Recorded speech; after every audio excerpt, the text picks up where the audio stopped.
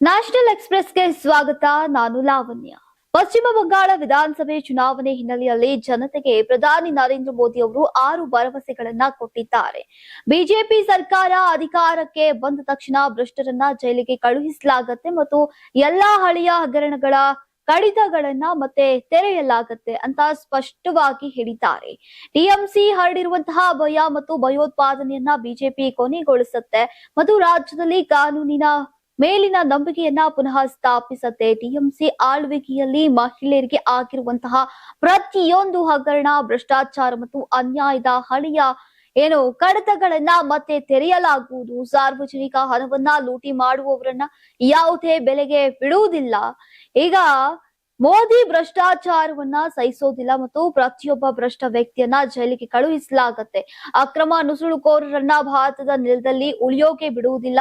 ಅವರ ವಿರುದ್ಧ ಕಠಿಣ ಕ್ರಮ ಕೈಗೊಳ್ಳಲಾಗುವುದು. ಮೋದಿ ಮತ್ತು ಬಿಜೆಪಿ ಪ್ರತಿಯೊಬ್ಬ ಸರ್ಕಾರಿ ನೌಕರರೊಂದಿಗೆ ನಿಲ್ಲುತ್ತೆ. ಬಂಗಾಳದಲ್ಲಿ ಬಿಜೆಪಿ ಸರ್ಕಾರ ರಚನೆಯಾದ ನಂತರ 7ನೇ ವೇತನ ಆಯೋಗವನ್ನ ಜಾರಿಗೆ ತರಲಾಗುವುದು ಅಂತ ಭರವಸೆಯನ್ನ ನೀಡಿದ್ದಾರೆ. ಕೇರಳ ವಿಧಾನಸಭಾ ಚುನಾವಣೆಗೆ ಇಂದು ಚುನಾವಣೆ ನಡೆದಿದ್ದು 140 ವಿಧಾನಸಭಾ ಕ್ಷೇತ್ರಗಳಲ್ಲಿ ಈಗ ಬಿರುಸಿನ ಮತದಾನ ನಡೆದಿದೆ. ಚುನಾವಣೆಗೆ ಕಾಂಗ್ರೆಸ್ ಪರ ಪ್ರಚಾರದ ವೇಳೆ ಈಗ ಕಾಂಗ್ರೆಸ್ ನಾಯಕಿ ವಯನಾಡ್ ಕ್ಷೇತ್ರದ ಕಾಂಗ್ರೆಸ್ ಸಂಸದೆ ಪ್ರಿಯಾಂಕಾ ಗಾಂಧಿ ವಾದ್ರಾ ನೀಡಿದಂತಹ ಭರವಸೆ ಬಗ್ಗೆ ಈಗ ವ್ಯಾಪಕ ಚರ್ಚೆಯಾಗ್ತಾ ಇದ್ದು, ಸಾರ್ವಜನಿಕರು ಮಾತ್ರವಲ್ಲದೆ ಪರಿಸರ ಪ್ರೇಮಿಗಳು, ರೈತರು ಪ್ರಿಯಾಂಕಾ ವಾದ್ರಾ ನೀಡಿದಂತಹ ಭರವಸೆಗೆ ತೀವ್ರ ಆಕ್ರೋಶವನ್ನ ವ್ಯಕ್ತಪಡಿಸಿದ್ದಾರೆ. ಪ್ರಸ್ತುತ ಬಂಡೀಪುರ ಹುಲಿ ರಕ್ಷಿತಾರಣ್ಯದ ನಡುವೆ ಹಾದು ಹೋಗುವಂತಹ ಅಂತಾರಾಜ್ಯ ಹೆದ್ದಾರಿಯಲ್ಲಿ ವನ್ಯಜೀವಿಗಳ ಸುರಕ್ಷತೆಯ ಕಾರಣಕ್ಕೆ ರಾತ್ರಿ ಸಂಚಾರವನ್ನ ನಿಷೇಧಿಸಲಾಗಿದೆ. ಆದ್ರೆ ಕೇರಳದಲ್ಲಿ ವಿಧಾನಸಭಾ ಚುನಾವಣೆಯ ಪ್ರಚಾರದ ವೇಳೆ ಬಂಡೀಪುರದಲ್ಲಿ ರಾತ್ರಿ ಸಂಚಾರಕ್ಕೆ ಇದ್ದಂತಹ ನಿರ್ಬಂಧವನ್ನ ತೆರವು ಮಾಡುವುದಾಗಿ ಕರ್ನಾಟಕದ ಅರಣ್ಯ ಸಚಿವ ಈಶ್ವರ್ ಖಂಡ್ರೆ ಅವರ ಉಪಸ್ಥಿತಿಯಲ್ಲೇ ಪ್ರಿಯಾಂಕಾ ವಾದ್ರಾ ಅವರು ಈ ಭರವಸೆಯನ್ನ ನೀಡಿದ್ದು ಈಗ ಈ ವಿಚಾರ ಸದ್ಯ ಸಾಕಷ್ಟು ಚರ್ಚೆಗೆ ಕಾರಣವಾಗಿದೆ. ಅಸ್ಸಾಂ ರಾಜ್ಯಕ್ಕೆ ಏಕ ಹಂತದಲ್ಲಿ ಮತದಾನ ಸಾಗಿದ್ದು, ಕಾಂಗ್ರೆಸ್ ಅಧ್ಯಕ್ಷ ಮಲ್ಲಿಕಾರ್ಜುನ್ ಖರ್ಗೆ ಜನರಿಗೆ ತಮ್ಮ ಮತದಾನದ ಹಕ್ಕು ಚಲಾಯಿಸುವ ಮೂಲಕ ವಿಭಜನೆ, ಭ್ರಷ್ಟಾಚಾರ ಮತ್ತು ನಿರಾಸಕ್ತಿಯ ರಾಜಕೀಯವನ್ನ ಸೋಲಿಸುವಂತೆ ಮನವಿ ಮಾಡಿದ್ದಾರೆ. ಈ ಕುರಿತು ಎಕ್ಸ್ ಜಾಲತಾಣದಲ್ಲಿ ಪೋಸ್ಟ್ ಮಾಡಿರುವಂತಹ ಅವರು ಅಸ್ಸಾಂ ಜನರು ಏಕತೆ, ಕಲ್ಯಾಣ ಮತ್ತು ನೈಜ ಅಭಿವೃದ್ಧಿಯ ದಾರಿಯನ್ನ ಆಯ್ಕೆ ಮಾಡುವಂತೆ ಕೋರಿದ್ದು, ಅವರ ಮತಗಳು ಅಸ್ಸಾಂ ಗೌರವ ಮತ್ತು ಭವಿಷ್ಯ ಪುನರ್ ನಿರ್ಮಾಣಕ್ಕೆ ಸಹಾಯ ಮಾಡಲಿದೆ ಎಂದಿದ್ದಾರೆ. ಅಲ್ಲದೆ ಈ 2026ರ ವಿಧಾನಸಭಾ ಚುನಾವಣೆಯಲ್ಲಿ ಅಸ್ಸಾಂನಲ್ಲಿ ಬದಲಾವಣೆ ಸ್ಪಷ್ಟವಾಗಿ ಗೋಚರಿಸ್ತಾ ಇದೆ ಅಂತ ವಿಶ್ವಾಸವನ್ನ ವ್ಯಕ್ತಪಡಿಸಿದ್ದಾರೆ. ಕಳೆದ 10 ವರ್ಷದ ಹಿಂದೆ ಅಸ್ಸಾಂ ಏಕತೆಯನ್ನ ಉದ್ದೇಶಪೂರ್ವಕವಾಗಿ ದುರ್ಬಲಗೊಳಿಸಲಾಗಿದೆ. ಅದರ ಸಾಮಾಜಿಕ ರಚನೆಯನ್ನ ಕುಗ್ಗಿಸಲಾಗಿದೆ. ಅದರ ಸಂಪನ್ಮೂಲಗಳನ್ನ ಬಳಸಿಕೊಳ್ಳಲಾಗಿದ್ದು, ರಾಜಕೀಯ ಲಾಭಕ್ಕಾಗಿ ಸುಳ್ಳು ನಿರೂಪಣೆಗಳನ್ನ ಹರಡಲಾಗಿದೆ ಅಂತ ಆರೋಪಿಸಿದ್ರು. ಈಶಾನ್ಯ ರಾಜ್ಯವಾಗಿರುವಂತಹ ಅಸ್ಸಾಂನಲ್ಲಿ ಕಳೆದೊಂದು ದಶಕದಿಂದ ಕಾಂಗ್ರೆಸ್ ಅಧಿಕಾರದಿಂದ ಹೊರಗಿದ್ದು, ಈ ಬಾರಿ ಬದಲಾವಣೆಗಾಗಿ ಮತ ಚಲಾಯಿಸುವಂತೆ ಕಾಂಗ್ರೆಸ್ ನಾಯಕರು ಕರೆ ನೀಡಿದ್ದಾರೆ. ಕೇರಳದಾದ್ಯಂತ ಗುರುವಾರ ಬೆಳಗ್ಗೆ 7ರಿಂದ ಮತದಾನ ಪ್ರಕ್ರಿಯೆ ಆರಂಭವಾಗಿತ್ತು. ಮತದಾನ ಆರಂಭಕ್ಕೂ ಮೊದಲೇ ಪ್ರಮುಖ ವ್ಯಕ್ತಿಗಳು ಮತ್ತು ಅಭ್ಯರ್ಥಿಗಳು ಮತಗಟ್ಟೆಗಳಿಗೆ ತಲುಪಿ ಮತದಾನವನ್ನ ಮಾಡಿದ್ರು. ಮುಖ್ಯಮಂತ್ರಿ ಪಿಣರಾಯಿ ವಿಜಯನ್ ತಮ್ಮ ಪತ್ನಿ, ಮಗಳು ಮತ್ತು ಪುತ್ರನೊಂದಿಗೆ ಗುರುವಾರ ಬೆಳಗ್ಗೆ 8 ಗಂಟೆ ಸುಮಾರಿಗೆ ಕಣ್ಣೂರು ಜಿಲ್ಲೆಯ ಪಿಣರಾಯಿಯಲ್ಲಿರುವಂತಹ ಆರ್ಸಿ ಅಮಲ್ ಬೇಸಿಕ್ ಯುಪಿ ಶಾಲೆಯ ಮತಗಟ್ಟೆಗೆ ನಡ್ಕೊಂಡೇ ಹೋಗಿ ಹಕ್ಕನ್ನ ಚಲಾವಣೆ ಮಾಡಿದ್ರು. ಈ ಸಂದರ್ಭದಲ್ಲಿ ಮಾತನಾಡಿದಂತಹ ಅವರು ಈ ಚುನಾವಣೆ ಯಾಕೆ ನಿರ್ಣಾಯಕ ಅಂತ ವಿವರಿಸಿದ್ರು. ರಾಜ್ಯವು ಅಭಿವೃದ್ಧಿ ಹೊಂದಿದಂತಹ ರಾಜ್ಯವಾಗುವತ್ತ ಸಾಗ್ತಾ ಇರೋದ್ರಿಂದ ಇದು ಕೇರಳ ಭವಿಷ್ಯವನ್ನ ನಿರ್ಧರಿಸತ್ತೆ ಅಂತ ಹೇಳಿದ್ರು.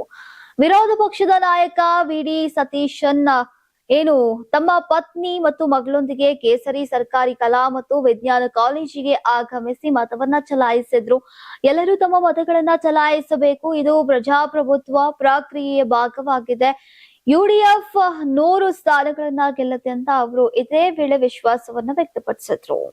ಎನ್ಸಿಪಿ ನಾಯಕ ಅಜಿತ್ ಪವಾರ್ ಅಕಾಲಿಕ ನಿಧನದ ಬಳಿಕ ತೆರವಾದಂತಹ ಬಾರಾಮತಿಯ ವಿಧಾನಸಭಾ ಕ್ಷೇತ್ರದ ಉಪಚುನಾವಣೆಯು ಮಹಾರಾಷ್ಟ್ರದ ಮಹಾ ವಿಕಾಸ್ ಅಘಾಡಿ ಮೈತ್ರಿಕೂಟದೊಳಗೆ ಭಾರಿ ಬಿರುಕನ್ನ ಮೂಡಿಸಿದ್ದು, ಅಜಿತ್ ದಾದಾ ಪತ್ನಿ ಸುನೇತ್ರಾ ಪವಾರ್ ಎನ್ಡಿಎ ಅಭ್ಯರ್ಥಿಯಾಗಿ ಕಣಕ್ಕಿಳಿದಿದ್ದಾರೆ. ಈಗ ಡಿಸಿಎಂ ದಿವಂಗತ ಅಜಿತ್ ಪವಾರ್ ಅವರಿಗೆ ಗೌರವ ನೀಡುವ ಉದ್ದೇಶದಿಂದ ಒಗ್ಗಟ್ಟಿನಿಂದ ಬಾರಾಮತಿಯಲ್ಲಿ ಅವಿರೋಧ ಆಯ್ಕೆ ಮಾಡಬೇಕು ಅಂತ ಸಂಸದೆ ಸುಪ್ರಿಯಾ ಸುಳೆ ಅವರು ಹೇಳಿದ್ದಾರೆ. ಈಗ ಈ ಸಂಬಂಧ ಮಹಾರಾಷ್ಟ್ರ ಮುಖ್ಯಮಂತ್ರಿ ದೇವೇಂದ್ರ ಫಡ್ನವೀಸ್, ರಾಜ್ಯ ಕಾಂಗ್ರೆಸ್ ಘಟಕದ ಮುಖ್ಯಸ್ಥ ಹರ್ಷವರ್ಧನ್ ಸಬ್ಕಲ್ ಅವರೊಂದಿಗೆ ಚರ್ಚಿಸಿದ್ದಾರೆ. ಬಾರಾಮತಿಯಿಂದ ಕಣಕ್ಕಿಳಿದಿರುವಂತಹ ಸುನೇತ್ರಾ ಪವಾರ್ ವಿರುದ್ಧ ಕಣಕ್ಕಿಳಿದಿರುವಂತಹ ಅಭ್ಯರ್ಥಿಯ ಹಿಂತೆಗೆದುಕೊಳ್ಳುವಂತೆ ಒತ್ತಾಯಿಸಿದ್ದಾರೆ. ಬಾರಾಮತಿಯಲ್ಲಿ ಅವಿರೋಧ ಚುನಾವಣೆ ಅಜಿತ್ ದಾದಾ ಅವರಿಗೆ ಗೌರವ ಸಲ್ಲಿಸಿದಂತಾಗತ್ತೆ ಅಂತ ಸಂಸದೆ ಸುಪ್ರಿಯಾ ಸುಳೆ ಅವರು ಹೇಳಿದ್ದಾರೆ.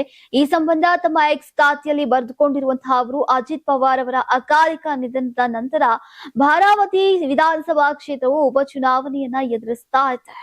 ಅಸ್ಸಾಂ, ಕೇರಳ ಮತ್ತು ಪುದುಚೇರಿಯಲ್ಲಿ ವಿಧಾನಸಭೆ ಚುನಾವಣೆಗೆ ಮತ್ತು ಕರ್ನಾಟಕದ ಬಾಗಲಕೋಟೆ ಮತ್ತು ದಾವಣಗೆರೆ ದಕ್ಷಿಣ 2 ಕ್ಷೇತ್ರಗಳಲ್ಲಿ ಉಪಚುನಾವಣೆಗೆ ಈಗ ಮತದಾನ ಇಂದು ಬೆಳಗ್ಗೆ 7 ಗಂಟೆಗೆ ಆರಂಭವಾಗಿ ಸಂಜೆ 6 ಗಂಟೆಗೆ ಮುಕ್ತಾಯಗೊಂಡಿದೆ. ಈಗ ಕೇರಳದಲ್ಲಿ ಸುಮಾರು 2.71 ಕೋಟಿ ಮತದಾರರು 140 ವಿಧಾನಸಭಾ ಕ್ಷೇತ್ರಗಳಲ್ಲಿ ಸ್ಪರ್ಧಿಸ್ತಾ ಇರುವಂತಹ 883 ಅಭ್ಯರ್ಥಿಗಳ ಭವಿಷ್ಯವನ್ನ ನಿರ್ಧರಿಸಲಿದ್ದಾರೆ. ಈಗ ಇನ್ನು ಮತದಾರರಲ್ಲಿ 1.32 ಕೋಟಿ ಪುರುಷರು, 1.39 ಕೋಟಿ ಮಹಿಳೆಯರು ಮತ್ತು 273 ತೃತೀಯ ಲಿಂಗದ ಮತದಾರರು ಸೇರಿದ್ದಾರೆ.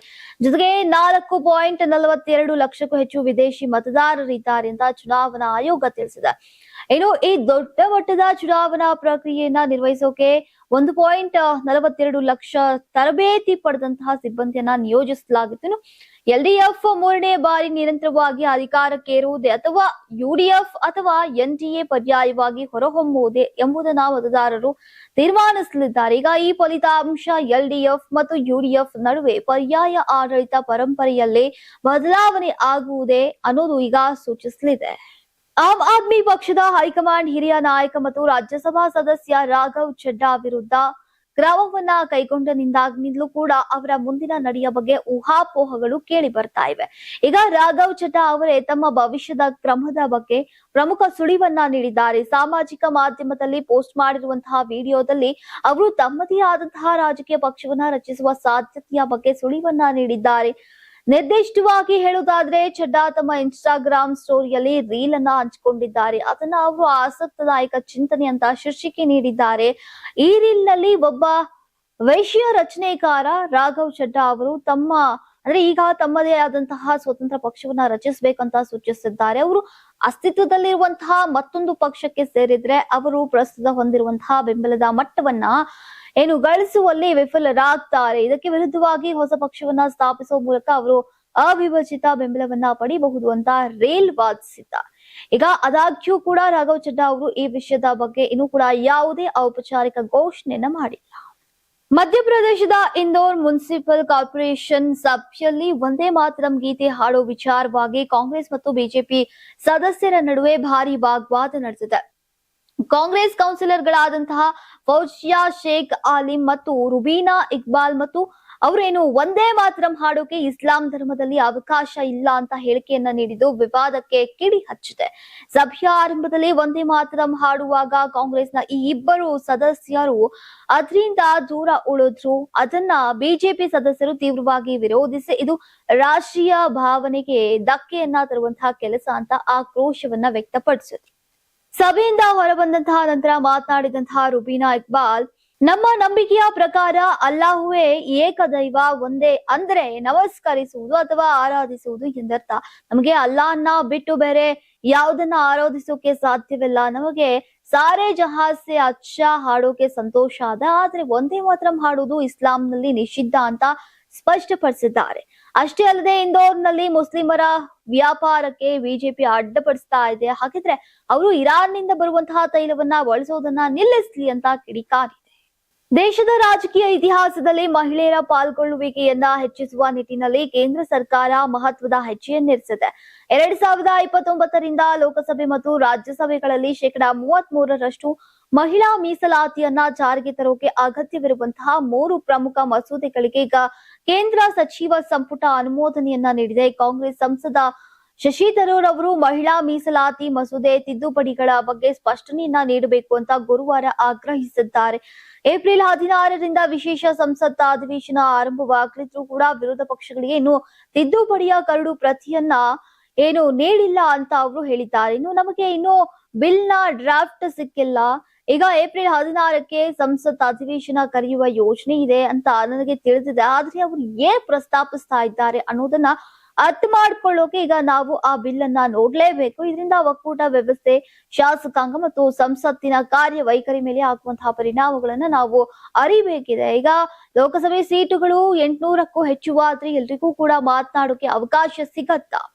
ಈ ಎಲ್ಲಾ ವಿಷಯಗಳ ಬಗ್ಗೆ ಚರ್ಚೆ ಆಗಬೇಕಿದೆ ಅಂತ ಶಶಿ ತರೂರ್ ಅವರು ತಿಳಿಸಿದ್ದಾರೆ. ಮಹಿಳೆಯ ಶಿಕ್ಷಣ ಅಥವಾ ವೃತ್ತಿಪರ ಅರ್ಹತೆಗಳು, ಪತಿ ತನ್ನ ಪತ್ನಿ ಮತ್ತು ಮಕ್ಕಳಿಗೆ ಪೋಷಣೆ ನೀಡುವ ವೈವಾಹಿಕ, ಪಿತೃತ್ವ, ನೈತಿಕ ಮತ್ತು ಕಾನೂನುಬದ್ಧ ಕರ್ತವ್ಯಗಳಿಂದ ಮುಕ್ತನಾಗೋಕೆ ಕಾರಣವಾಗೋದಿಲ್ಲ ಅಂತ ಸುಪ್ರೀಂ ಕೋರ್ಟ್ ಹೇಳಿದೆ. ಇದೇ ವೇಳೆ ಪತ್ನಿಗೆ ಶಾಶ್ವತ ಪರಿಹಾರವಾಗಿ 5 ಕೋಟಿ ರೂಪಾಯಿ ಪಾವತಿಸೋಕೆ ಪತಿಗೆ ನ್ಯಾಯಾಲಯ ನಿರ್ದೇಶನ ನೀಡಿದೆ. ನ್ಯಾಯಮೂರ್ತಿಗಳಾದಂತಹ ವಿಕ್ರಮ್ ನಾಥ್ ಮತ್ತು ಸಂದೀಪ್ ಮೆಹ್ತಾ ಅವರ ಪೀಠವು ದಶಕದಷ್ಟು ಕಾಲ ಮುಂದುವರೆದಿದ್ದಂತಹ ದಂಪತಿಯ ವಿವಾಹವನ್ನ ಮಹಾಭಾರತದ ವೈವಾಹಿಕ ಯುದ್ಧ ಅಂತ ವರ್ಣಿಸಿದೆ. ಈಗ ಸಂವಿಧಾನದ ವಿಧಿ 142 ಬಳಸಿಕೊಂಡು ಈ ವಿವಾಹ ಸಂಪೂರ್ಣವಾಗಿ ಮುರಿದು ಹೋಗಿರುವುದಾಗಿ ಪರಿಗಣಿಸಿ ಅದನ್ನ ವಿಲೀನಗೊಳಿಸಿದೆ. ನ್ಯಾಯಾಲಯವು ಪ್ರಾಯೋಗಿಕವಾಗಿ ಈ ವಿವಾಹ ಸಂಪೂರ್ಣವಾಗಿ ಅಂತ್ಯಗೊಂಡಿದೆ ಅನ್ನೋದ್ರಲ್ಲಿ ಯಾವುದೇ ಅನುಮಾನ ಇಲ್ಲ ಅಂತ ಹೇಳಿದೆ. ಜೊತೆಗೆ ಈ ದೀರ್ಘಕಾಲದ ವಿವಾದಕ್ಕೆ ಅಂತ್ಯ ಹಾಡೋಕೆ ಪರಸ್ಪರ ದಾಖಲಾದಂತಹ ಎಲ್ಲಾ ಪ್ರಕರಣಗಳು, ಸಂಬಂಧಿಕರು ಹಾಗೂ ವಕೀಲರ ವಿರುದ್ಧ ಇರುವಂತಹ ವಿಚಾರಣೆಗಳನ್ನ ರದ್ದುಪಡಿಸಿದೆ. ನೀವು ಸಣ್ಣ ಆಗ್ಬೇಕಲ್ವಾ? ಅದು ಒಂದು ಉತ್ತಮ ಆಹಾರದಿಂದ ಸಣ್ಣ ಆಗ್ಬೇಕಲ್ವಾ? ಪ್ರತಿದಿನ ನಮ್ಮ ಜೀನಿ ಸ್ಲಿಮ್ ನ ಯೂಸ್ ಮಾಡಿ ಯಾವುದೇ ಸೈಡ್ ಎಫೆಕ್ಟ್ ಇಲ್ದಂಗೆ ನೀವು ಸಣ್ಣ ಆಗ್ತೀರಾ.